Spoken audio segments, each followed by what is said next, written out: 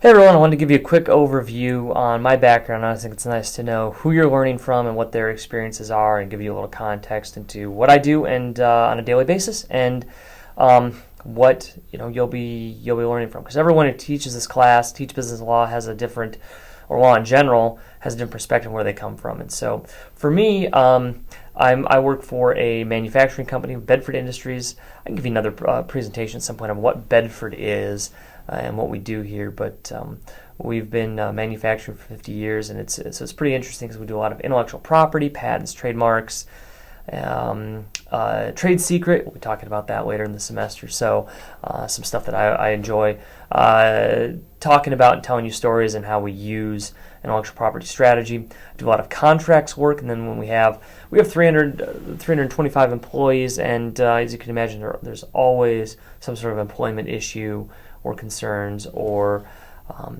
certifications or things going on that we need to be aware of, and making sure that we're in compliance. And so it's a big company. We've got a lot going on. But anyway, a little bit more about my background. I am a graduate of Bethel University. I graduated in the year 2004. I was a double major from the business department and the philosophy department. And so that was a good experience. Right after Bethel, I went to law school. And I hope some of you are thinking about law school. I'd be happy to talk to you about that offline at some point if you're interested in thinking about law as a career. But I went to law school at Pepperdine University in California. I actually did a dual program. I did a JD, which is the Juris Doctorate or law degree, and an MBA. So you can take a 3-year law degree and a 2-year MBA and combine them and do them in 4 years if you do them together. And so that's what I did, and was a great experience. Had a fantastic time out there. I specialized in intellectual property. So again, patents, trademarks, copyright, trade secret. And so that was kind of where, although law is general and you can actually practice anything you want if you go to law school. And I took all the criminal law classes. I took, real estate classes. I took civil procedure, everything. You take a little bit of everything. But my specialty was in business and intellectual property. And so, actually, after I graduated then, I stayed on at Pepperdine University, and I was the director of the Global Justice Program. So I actually got to start this international human rights law program at my law school. And so you see in my office here, I've got some pictures. This is a refugee camp on the Thai-Burma border. I did a lot of stuff in Thailand with refugee law, humanitarian law, and so that was a picture I took. We went up to this refugee camp when we were... it burned down, so if you can tell, it's like the whole thing burned out. And so it was this crazy drive up in the middle of the jungle. It was an absolutely wild trip. Anyway, I spent a lot of time going to Thailand, Uganda, Rwanda. I spent tons and tons of time in Africa working with judiciaries and human rights organizations. And so maybe I can tell you some stories about that. We're going to do a little international law segment at the end of this class in global law, and so I'll probably bring in some of those stories, although my international law experience is more like, there's not a lot of law to be done here, right? I mean, it's like we were delivering, you're more or less you're documenting what happened, and then you're delivering relief supplies, so it's a different sort of experience, but that's something we can talk about. Saw a lot of things. I mean, in that time, I mean, prisons in rural Africa that are crazy. I sat with, we did anti-human trafficking stuff, and you'd go into these brothels and to try to investigate and meet with these people that are trafficked. I mean, just crazy stuff. So there's a lot we could talk about there. I ran this program at Pepperdine for 5 years. Just kind of traveled the world and saw a lot of things, met a lot of people. Met heads of state, heads of judiciaries. It was a great experience. And so then I came back, my wife and I got married. We came back to Minnesota, where we were both from, where we called home. And I took a job teaching at Bethel. Taught full-time for the Bethel Business Department for 2 years. And then my wife was actually in the physician assistant program and at Bethel. And so she finished that program and had a great job opportunity in Sioux Falls, South Dakota, where I grew up.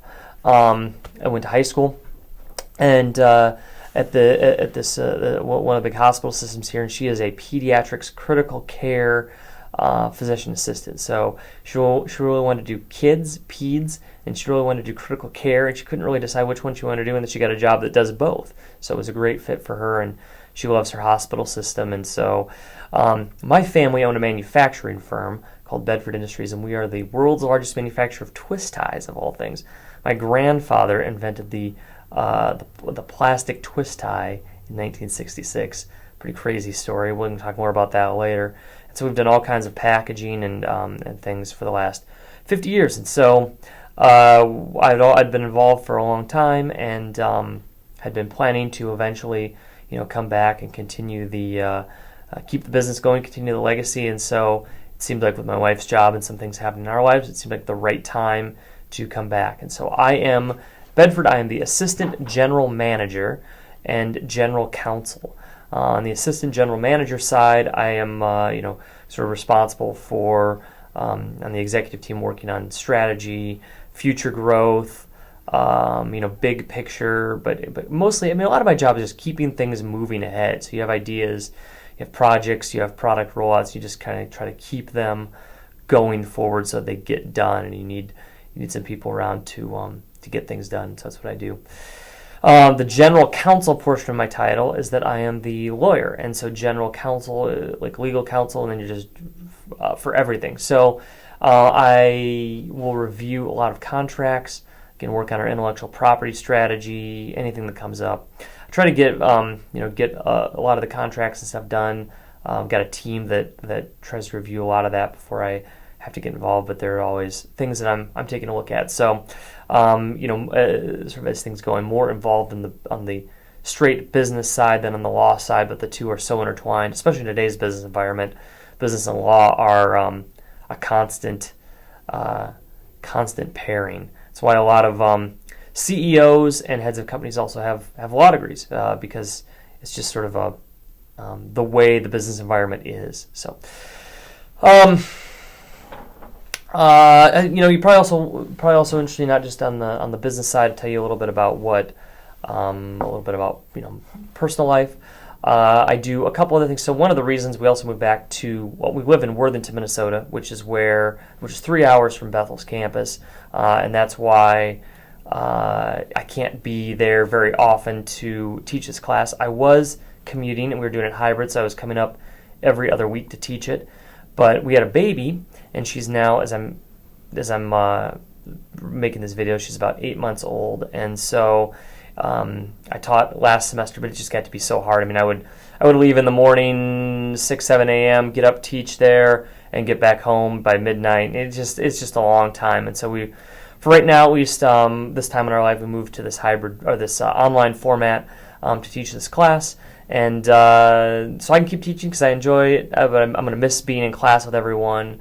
So I hope you'll reach out so I don't have to I'm not just talking to the internet. But anyway, so she's one of the reasons that we need to be closer to home. We also have a pretty large acreage down here, and we do a lot of we have a lot of fun with it. We're on a lake, and you're all welcome to come visit, by the way. We have about 40 acres, and we've got trails, and we've got this conservation area that we keep and manage, and we do lots of stuff on the lake. We've been known to keep bees, honeybees. That's something I've done for a few years, and so we'll talk more about that too. It's a different story. Anyway, we just have fun. We enjoy our land, and we have a good time there. So. I also write some books. I spend a lot of time. I've written several books. Are they back here? They might be behind me. Yeah. Okay. So I wrote.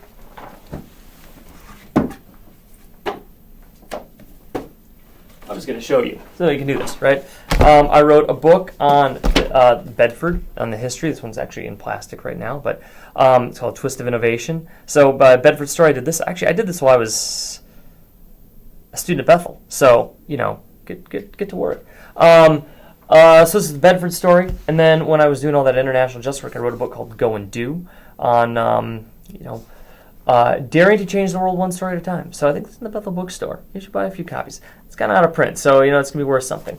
Anyway, really trying to talk to when I was doing all that international work. Had a lot of younger people that wanted to get involved in the same thing, and so tried to help share some thoughts on that story. And then that led me to writing a book on David Livingstone, the African explorer. And I really enjoyed writing this book, and he's a hero of mine who actually ended the African slave trade. And so I can't take much credit for this because it's just a lot of his quotes and his story, and so I just got the privilege of arranging them. And so I can recommend the read is excellent because I didn't write much of it, he did, but fantastic individual, Christian, man of faith, who accomplished great things, but also a very flawed person, and I think is very, very human. Wrote a book on intercountry adoption, or at least co-authored one with some other people. I did a lot of the editing on this. I wouldn't read this one.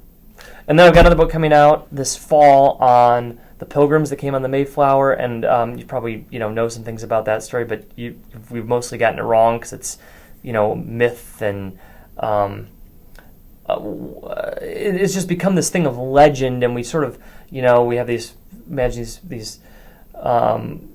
quaint people in funny hats and big belt buckles, but they had this incredible adventure of founding America and founding what would become America for religious freedom purposes and what they wanted to accomplish. An amazing story that we don't know and we don't understand well. So I have that book coming out.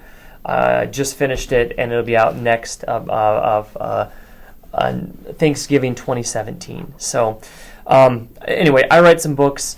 Our daughter Lily keeps us busy. Lisa's my wife. We